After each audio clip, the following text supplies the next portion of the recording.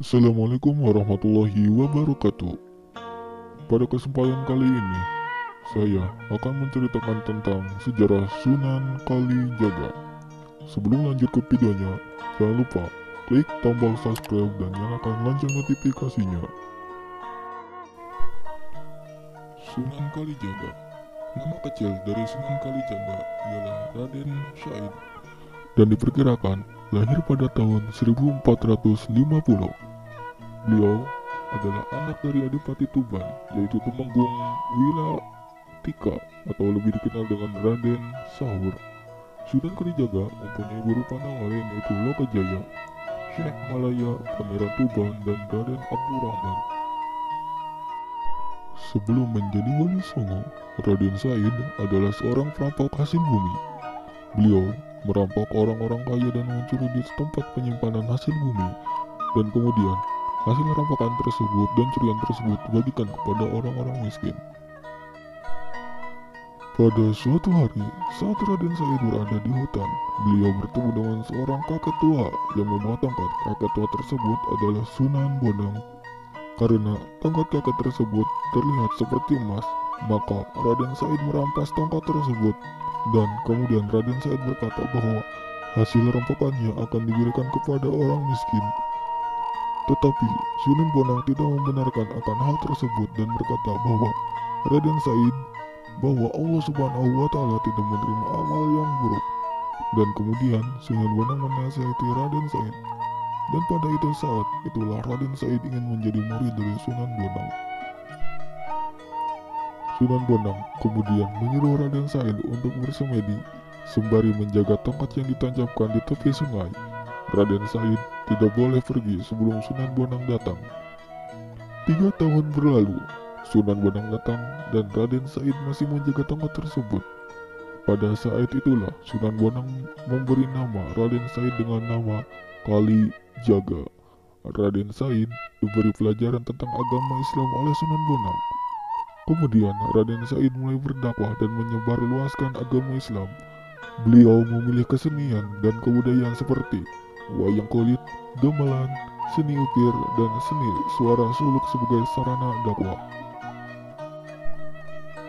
Selain metode penyebaran agama Islam yang efektif, beliau juga memiliki ilmu yang tinggi. Hal itu membuat sebagian besar adipati di Jawa memeluk agama Islam seperti Adipati Pandanaran, Adipati Kartasura, Adipati Kebumen, Adipati Banyumas, dan Adipati Pajang. Beliau memiliki banyak ilmu yang diwariskan oleh Sunan Bonang. Ilmu tersebut sangat bermanfaat hingga saat ini seperti untuk mendatangkan rezeki, untuk kewibawaan, dan untuk perlindungan. Banyak orang yang ingin menguasai ilmu dari Sunan Kalijaga. Mungkin Anda belum tahu ilmu yang beliau miliki. Berikut adalah beberapa ilmu dari Sunan Kalijaga. Yang pertama, yaitu ilmu Asma Kidung. Ilmu ini berguna untuk menangkal serangan-serangan gaib seperti santet, guna-guna, pelet, dan teluh. Selain untuk menangkal, ilmu ini dapat menjadi pagar penghalang serangan gaib. Sunan Kalijaga menciptakan lagu yang berjudul Kidung Romekso Ing Wengi. Kidung ini memiliki kedung doa keselamatan, doa penolak kekuatan-kekuatan jahat dari setan. Ilmu Asmak Sungai Raja. Ilmu Sunan Kalijaga tingkat tinggi yang satu ini dapat dikatakan sebagai rajanya ilmu hikmah. Konon, cerita pada masa lalu, ilmu Asmak Sungai Raja adalah ilmu yang berasal dari Nabi Khidir alaihissalam. Seseorang yang mampu menguasai ilmu ini, maka seseorang tersebut akan merasakan keberkahan yang luar biasa. Nomor 3 adalah ilmu sapu angin. Kegunaan dari ilmu ini adalah untuk mentransfer energi untuk segala keperluan. Ilmu sapu angin ini cocok untuk diamalkan untuk menghindari dari mara bahaya. Seseorang yang dapat menguasai ilmu ini akan terdapat mempercepat dan melencahkan gerakan tubuh pada saat terkena bahaya. 4. Ilmu singkir sengkolo. Ilmu tingkat tinggi ini adalah ilmu yang dapat menyingkirkan kesialan dalam hidup. Seseorang yang dapat menguasai ilmu ini, niscaya hidupnya akan mendapat keberuntungan dan selalu diridhoi oleh Allah Subhanahu wa Ta'ala. 5. Aji Tapa Pendem. Ilmu tingkat tinggi ini adalah ilmu yang berhasil untuk keselamatan dan mengandung kekuatan supranatural yang tinggi. 6. Ilmu Aji Kungkung.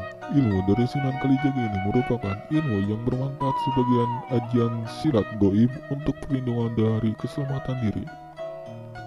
Kata kungkung diambil dari bahasa Jawa yang artinya adalah berendam. Untuk mendapatkan ilmu ini, seseorang harus berendam di sungai dalam waktu yang cukup lama. 7.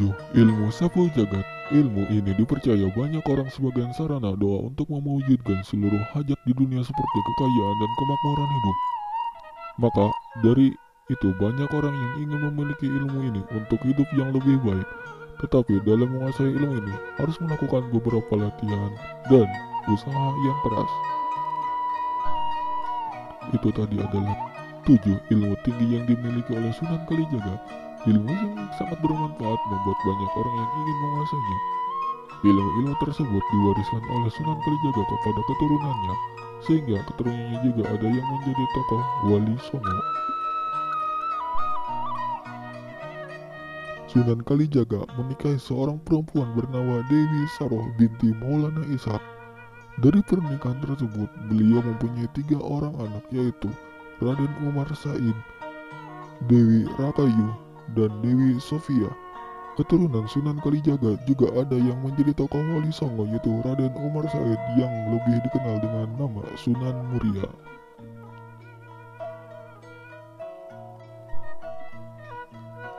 Maulana Ishak adalah bapa dari Sunan Kalijaga, mempunyai anak menjadi tokoh Wali Songo yaitu Sunan Giri. Dewi Saroh dan Sunan Giri adalah kakak beradik, sehingga mereka adalah keluarga yang sangat berpengaruh dalam penyebaran agama Islam di Pulau Jawa. Sampai saat ini, makam dari Sunan Kalijaga yang berada di Demak masih sangat ramai dikunjungi oleh para peziarah. Hal itu disebabkan oleh jasa dari beliau dalam penyebaran Islam di Pulau Jawa. Mereka datang ke makam beliau. Ada juga yang ingin mendapatkan petunjuk mengenai ilmu tingkat tinggi dari Sunan Kalijaga.